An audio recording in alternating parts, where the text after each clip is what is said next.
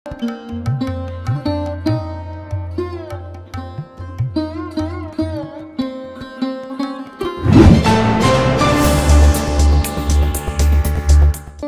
পৌঁছে গেছেন মুখ্যমন্ত্রী মমতা বন্দ্যোপাধ্যায়। আগামী বুধবার অক্ষয় তৃতীয়ার দিন দীঘায় জগন্নাথ মন্দিরের উদ্বোধন।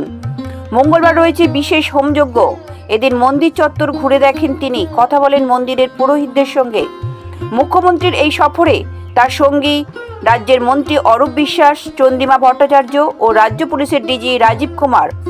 কপ্টার থেকে দীঘায় নেমে সাংবাদিকদের তিনি জানান, এই মন্দিরে অধ্যাত্মবাদ এবং সম্প্রীতির মিলন হয়েছে।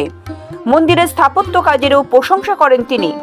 আশা প্রকাশ করে তিনি বলেন, এই মন্দিরের কারণে সেখানে পর্যটকের আনাগোনা আরও বৃদ্ধি পাবে। দীঘায় সমুদ্র রয়েছে, সমুদ্রের আকর্ষণে লোকজন বেড়াতে আসেন।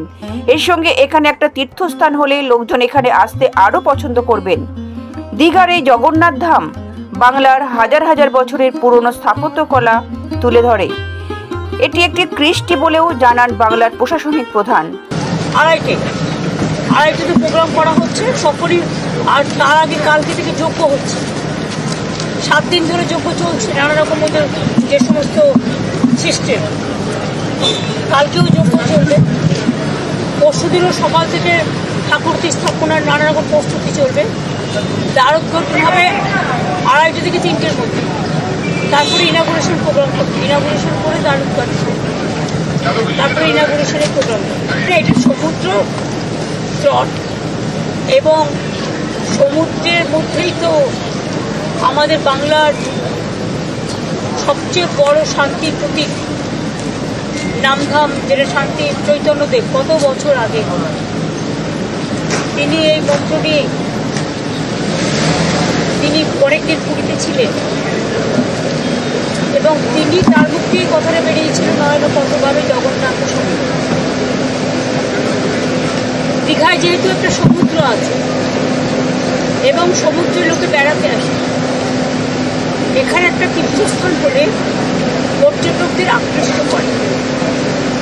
আর আমি মনে করি যে দীঘা সৈকত সরণিতে যে জগন্নাথ ধাম তৈরি হয়েছে, এটা হাজার হাজার বছর ধরে বাংলার স্থাপত্য, বাংলার যে নতুন প্রজন্মের জন্য, পুরনো প্রজন্মের জন্য বা এখনো যারা আছে সবার জন্য নতুন একটা কৃষ্টি, একটা সংস্কৃতি, একটা সংস্কৃতি, একটা মিলিত হওয়ার, একদিকে আধ্যাত্মিকতা, আধ্যাত্মবাদ, অন্যদিকে সম্প্রীতি, সবারই আহ্বান, এইসব মিলিয়ে মিশিয়ে আমার মনে হয় যারা কাজটা করেছে খুব ভালো করেছে। এবং বাদবাকি তো আমরা পরে বলবো, এখন দেখাশোনা করতে হবে। দীঘার মন্দিরটা তো নিশ্চয়ই একটা অন্যরকম পাখা যুক্ত করবে পালঙ্কে এবং এটা উচ্চ শিখরে যাবে, এটা ইন্টারন্যাশনাল প্লেস অফ ট্যুরিজম হবে। কিন্তু দীঘা সমুদ্র চিরকালই, দীঘা আপনারা দেখেছেন আগে কিছুই ছিল। এখন দীঘা গেট থেকে শুরু করে সৈকত সরণি থেকে শুরু করে 7 কিলোমিটার ধরে ব্রিজ তৈরি করা থেকে শুরু করে এই কাজগুলো সবই করা হয়েছে, নতুন করে করা হয়েছে। সুতরাং দীঘার যে চেহারা ইতিমধ্যেই পর্যটকদের আকৃষ্ট করছে, আরও করুন।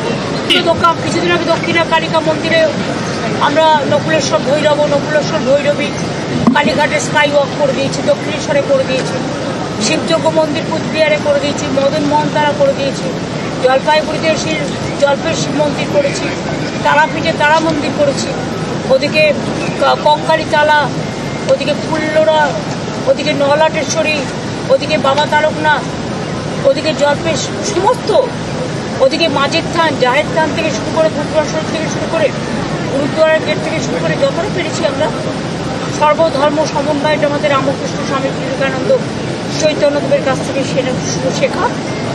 আমরা চেষ্টা করছি সেই ধারাটাকে বজায় রাখা। মন্দির সূত্রে খবর, বুধবার দীঘার জগন্নাথ মন্দিরের আনুষ্ঠানিক উদ্বোধন হলেও বিভিন্ন উপাচার শুরু হয়েছে কয়েকদিন আগে থেকেই।